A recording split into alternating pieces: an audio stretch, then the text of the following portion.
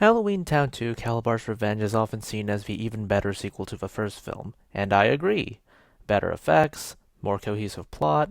After recapping the first film and sensing an eerie presence, Marnie decides to go to the Halloween party downstairs. Aggie, as Gwen puts it, is corrupting the children of the neighborhood into Halloween enjoyment. Gwen still annoys me by her whole anti-Halloween stance. Lady, it's your house, and you decided to let your mother run amok with this party and then complain about it. Yet you're doing nothing to actually stop it. Ho ho, it's just how she's corrupting the youth. Ugh. Meanwhile, Aggie wants Marnie to become the head of the Cromwell line after she passes because someone needs to do it. Though, as Sophie points out, she could do it. Dylan's clearly not interested. After stalking people in Halloweentown who become plot relevant later, we get a conversation about time and space. As established in the last movie, Halloweentown moves much faster when it comes to time. A year in the mortal world is 100 in Halloweentown. I do like this concept, mainly because 100 years means that Marnie would effectively be a stranger even though only a year has passed in the mortal world if she were to go to Halloweentown. And I still dislike Gwen. I'm sorry I keep harping on her, but she's really not well written. She goes on about how magic can give you anything you wish for and nothing's worth anything if you get it by wishing. But once again, I wish her arc was something more than this.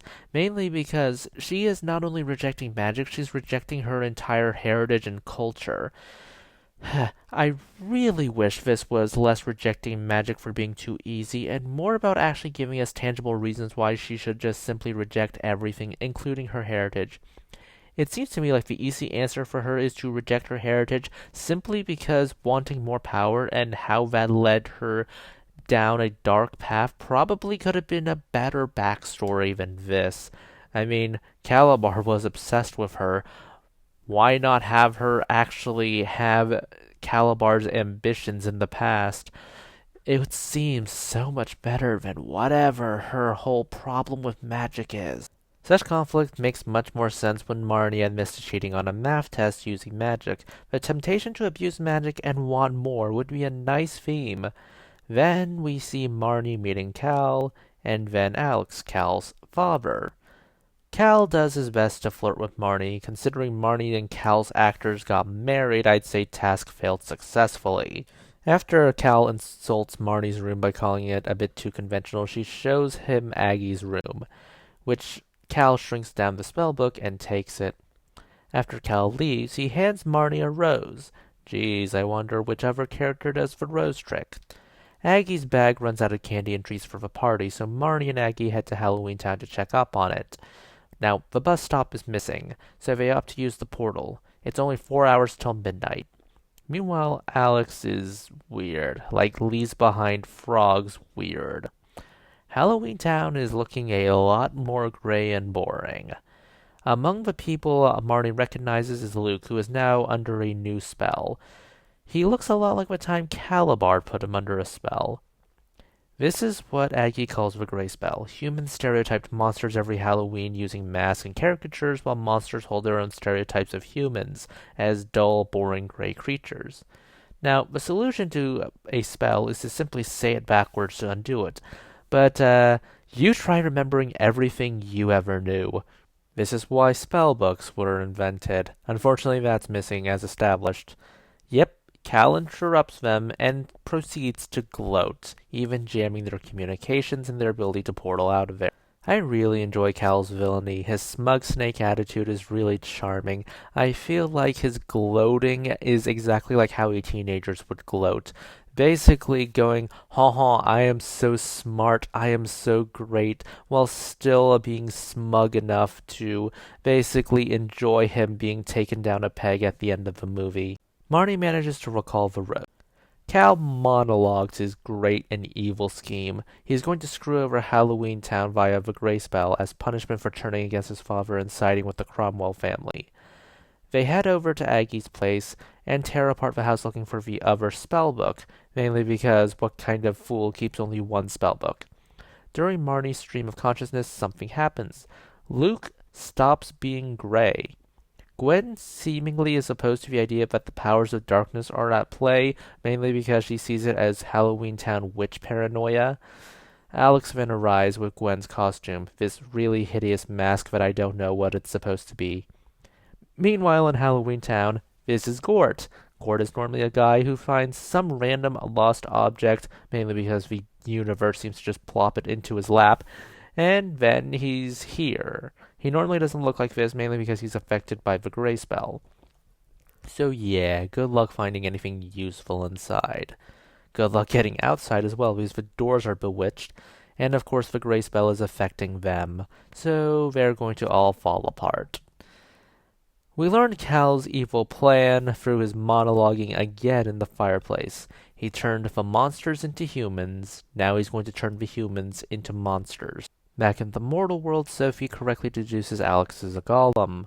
Obviously, Marnie can't get out through conventional means, so she has a new idea: time travel. Before Agatha succumbs to the spell, she ends up giving Marnie the time travel spell. It takes a few times for Marnie to get it right, and apparently in the distant past, Halloweentown had cavemen. When she eventually gets it right, Gort is just the worst, but they do manage to appeal to him. Basically, he desires to live in a junk pile and hates the idea of the gray spell, sucking that all away.